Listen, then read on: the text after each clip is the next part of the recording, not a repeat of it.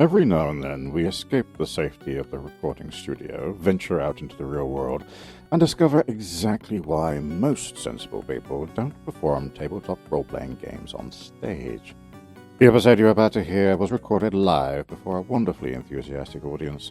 We've tidied up the audio as best as possible, but we've deliberately left in the laughter, the applause, and the occasional spectacular collapse of my carefully crafted plans. If you're going to watch a games master lose control of a scenario, it might as well be in front of a full theatre audience. Right then, lights up, dice out, and let's make some regrettable decisions.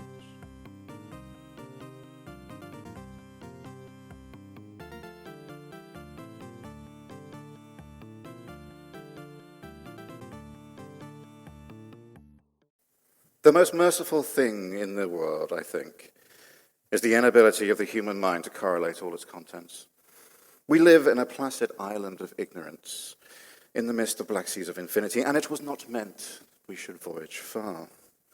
The sciences, each straining in its own direction, has hitherto harmed us little, but someday the piecing together of disassociated knowledge will end up opening such terrifying vistas of reality and our frightening place there within, that we shall either go mad from the revelation or flee from the deadly light into the peace and safety of a new dark age.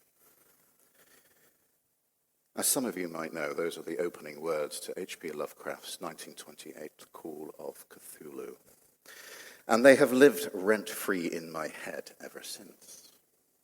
Lovecraft's collected works have indelibly shaped my own approach to fiction. But nothing comes close to the ineffable horror of raising children.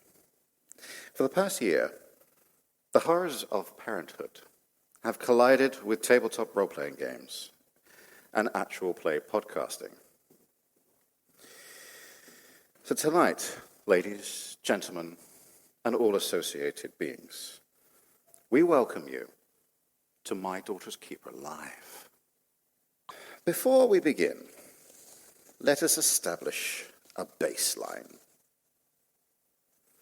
How many of you here have heard of or know how to play the role-play game Call of Cthulhu? Excellent! A respectable number of people who are prepared to make terrible decisions in the face of unimaginable cosmic horror.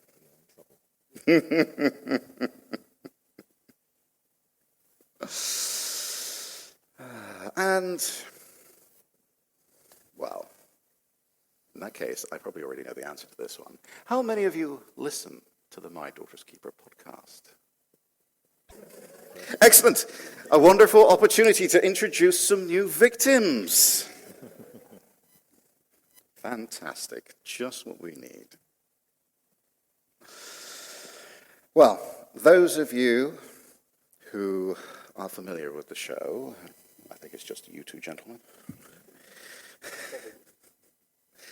will be familiar that my poor, unfortunately, at the very last minute, unwell youngest daughter does hold a tiny, tiny grudge against her older sister for the unfortunate demise of one of her characters. We were intending to set that right here this evening. Because, you see, that scenario, unfortunately, is lost to time and the vagaries of dodgy digital equipment, and only exists in the minds of the 5 people who played it.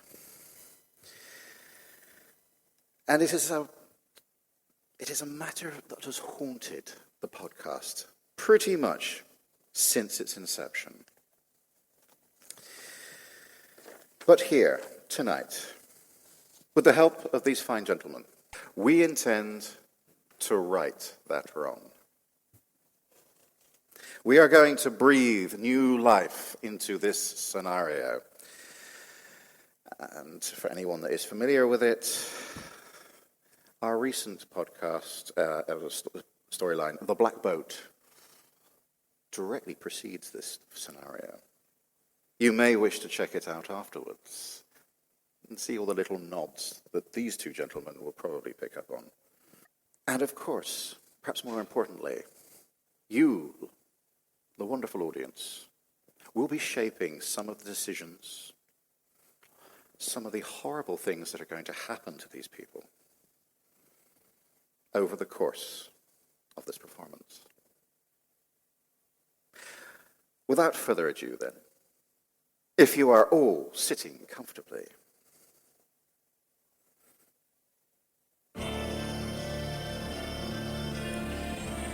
My Daughter's Keeper presents On Hostile Shores, a starter scenario for Call of the Sea, the Everhart Expedition by Carlos Ferreira.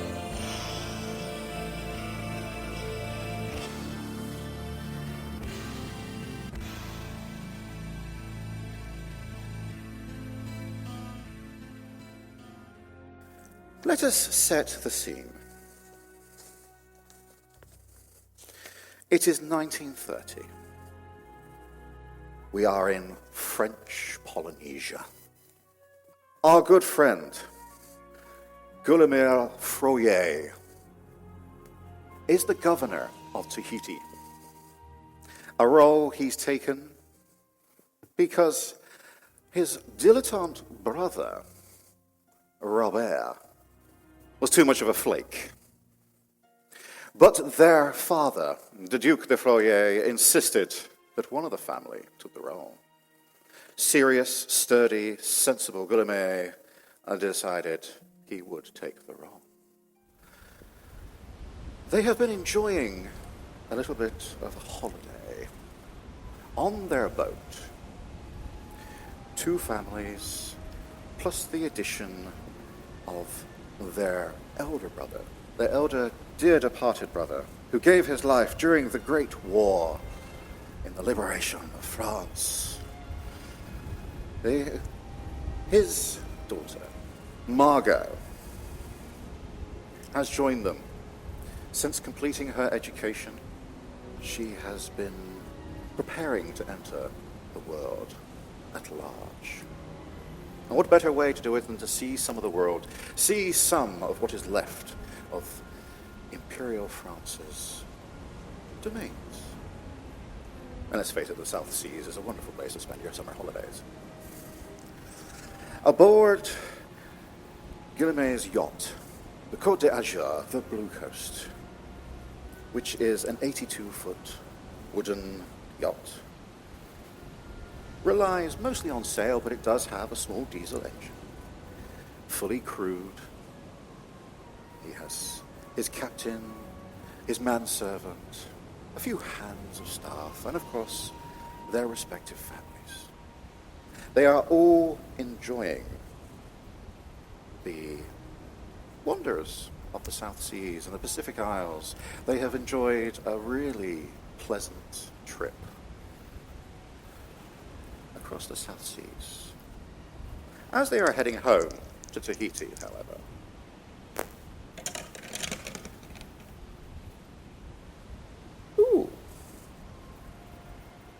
you're in luck.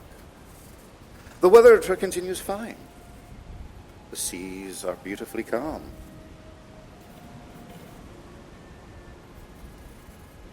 Let us set the scene then.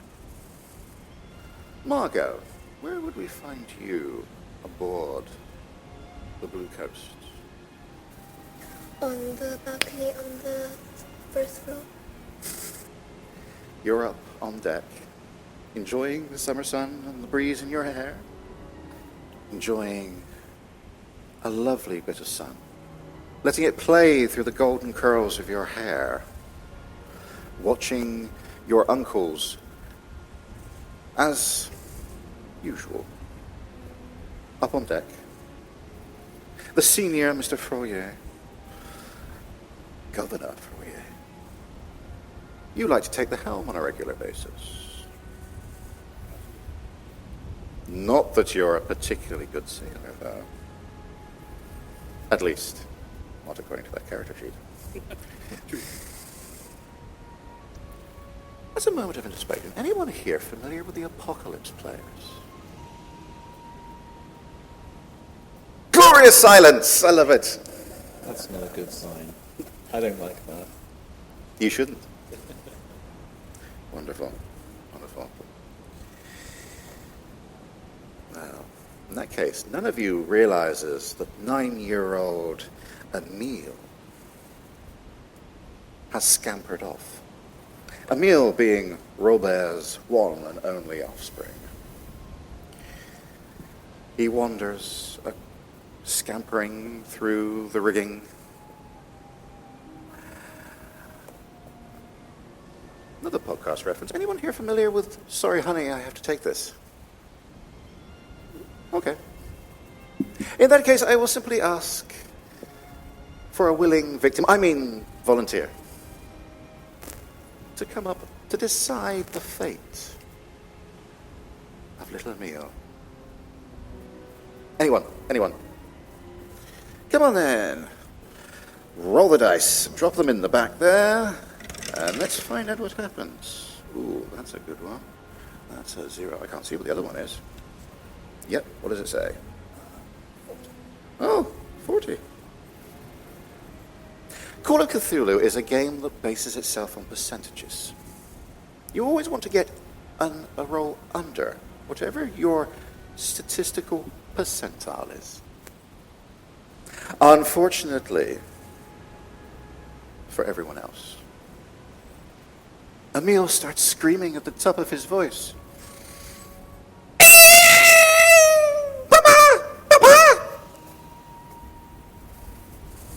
Robert's like in his quarters and he's painting, and the moment he hears this scream, he's just like, oh, and he's like cursing to himself and puts the things down. He's kind of used to his son causing mischief. As he would Ran off again, so he's like, he storms off. Oh, where are you now, O'Neill? Where are you? Come on, come out here. You hear the sudden and thunderous as the child comes running down into the main cabin of the deck. Papa! There's a storm on the horizon! Yes. Well, let's have a look at it then and see if it's any... Come on, come up. Please, you must see. I am scared of Uncle. I can't tell him. He'll thrash me again. Oh, yes, your uncle is a very horrible man. Very horrible man. I know that very, very well. No. It doesn't matter what he does. He always gives me a thrashing. Says I deserve it. Because I'm French. It's because he's part English, that's why. So he will come over to follow O'Neill then and have a look to see what he can see. Almost as soon as you're up on deck. Yeah. Perhaps this... In fact, anyone else that's interested can give me a spot hidden. Does that mean himself as well? Yes, yeah. As you come up on deck. It's not too bad, it's 17. Ooh. 57. That doesn't sound quite so good in your case. Just below what I need to roll, so it succeeds. Typical. The man at the rudder has no clue what's going on. There's a surprise. Blind as a bat. Too busy making sure the rudder stays straight. No, I wouldn't pass anyway. Okay, you're just too busy enjoying the sun, working on this tan you're beginning to develop. Yeah, that's my rabbit. But, fortunately, Robert sees it. Coming up fast on the boat's stern are dark thunderclouds. And they are moving at speed. Unnatural speed. The wind is beginning to whip, and the waves are beginning to tear at the sides of the ship. Normally, this wouldn't be an issue under a competent captain's hand. However, the captain, the proper captain of the ship, he comes up to his boss. Monsieur, we really must change course at once. Why? Have you not seen the storm? We must put into port immediately. Hang on, let me get my glasses. And he's like, Yes. yes, you see. Yes, we must change course immediately. In that case, Navigator? the navigator has already taken the dinghy. He has fled, like all good Frenchmen will. Yeah, that's true. Hard to port. You're the one with the wheel, man. Am I in charge or not? That's a good question. Tell you what, you take the ship hard to port. Was I fully? Please give me a pilot boat roll. That's a fail. Ooh. Well, there's been no surprise then to anyone that, let's just say, the Blue Azure, this 80-foot wonder of splendor and French design, immediately begins to capsize as the winds catch the sails, and our unfortunate Governor Floyer ends up tipping the ship over. You all hit the cold, but not too cold waters of the South Seas. Could all three of you give me a swim roll, please? And we will see what happens. I've got to roll under a 40. 15. Ooh. You're a 15. That's 19. 19. That sounds good. Yeah, it is. Because it's 60. That is good. I need you to roll below a 20. I rolled a 94. Ooh. I will point out to everyone, I die in every game I play with James, so don't expect me to be here long. That's not strictly true. Okay, sometimes I'm going Yes, it's more the case that I get you killed.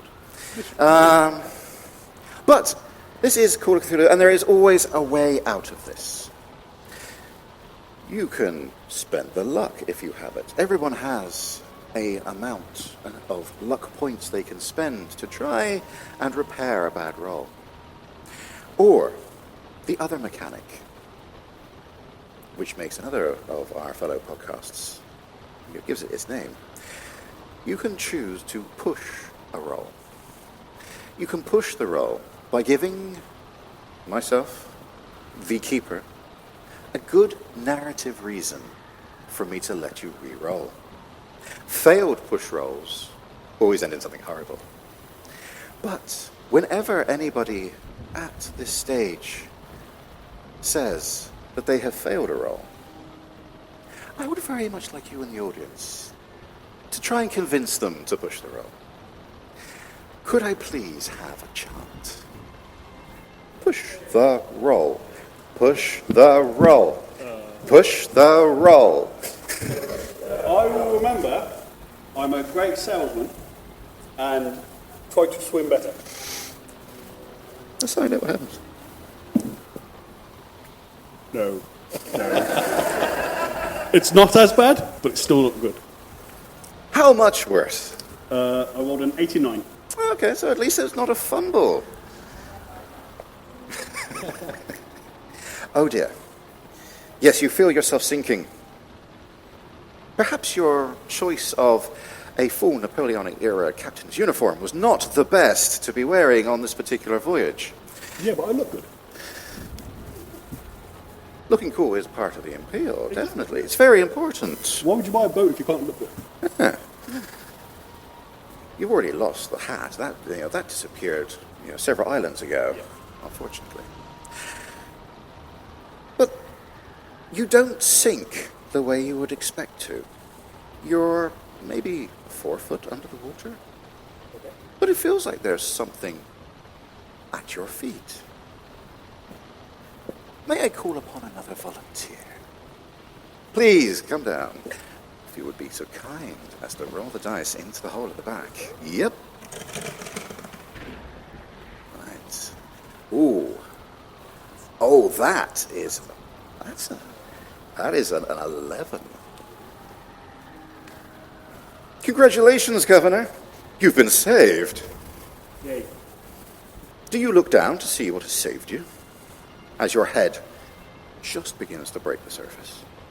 Sure, why not? This is the good one. You realize that you are standing on what can only be the carapace of a giant crab claw.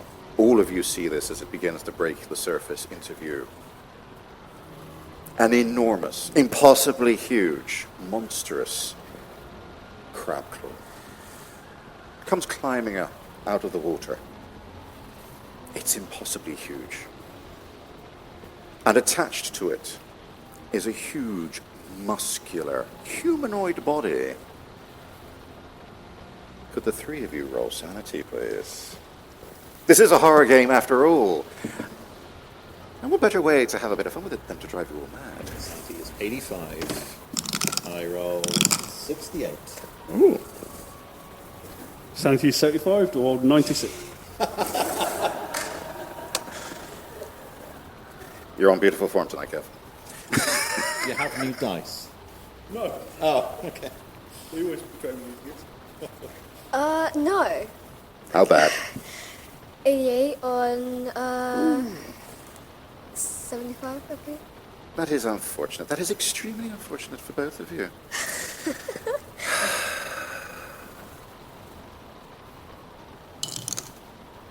You all lose 3 points of sanity.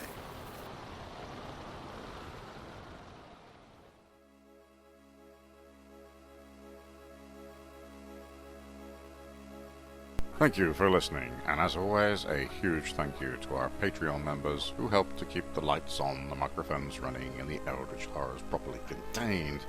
In particular, we'd like to thank Daniel Gregory, Karen Morgan, the dwarven host of the Grim Lores podcast, Gerald, and Adam Keedwell. If you'd like to join their ranks, head on over to patreon.com/mytortoisekeeper, where you will gain access to a growing library of exclusive scenarios you won't find in the main feed, entry into our members-only Discord community, behind-the-scenes content, and even the chance to pull up a chair and join us for Patreon-only games. Whether you're here for cosmic horror, heroic fantasy, sci-fi survival, or simply to watch otherwise sensible people make catastrophically bad decisions with dice, there's plenty more waiting for you. Till next time, keep your lights on, your eyes open, and remember which game you're in when somebody suggests splitting the party. Good night, and good luck.